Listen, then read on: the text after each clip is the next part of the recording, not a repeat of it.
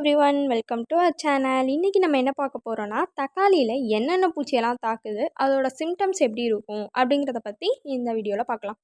Thrips thrips என்ன பண்ணுன்னா, அந்த தக்காளி காய், இலை, அதுக்கப்புறம் பழம் இது மூணையுமே தாக்கும். இதனால் தக்காளி பழத்தோட ஈல்டு வராது, அந்த தக்காளி செடியே அழிஞ்சிடும்.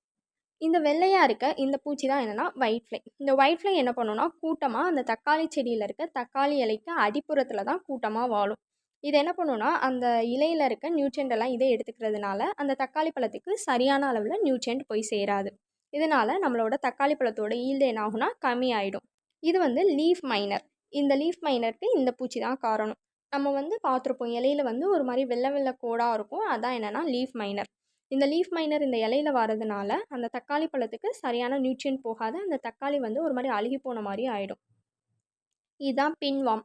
பின்வாம் குட்டியாக இருக்கும். இது என்ன பண்ணுன்னா, அந்த தக்காளி இலையோட அடிப்பகுதியிலேருந்து அந்த தக்காளி இலையை சாப்பிடும். இதனால் சரியான நியூட்ரியன்ட் போகாது. அதே மாதிரி அந்த செடியே என்ன ஆகிடும்னா, ஒரு மாதிரி வாடி போன மாதிரி காஞ்சு போன மாதிரியும் ஆகிடும்.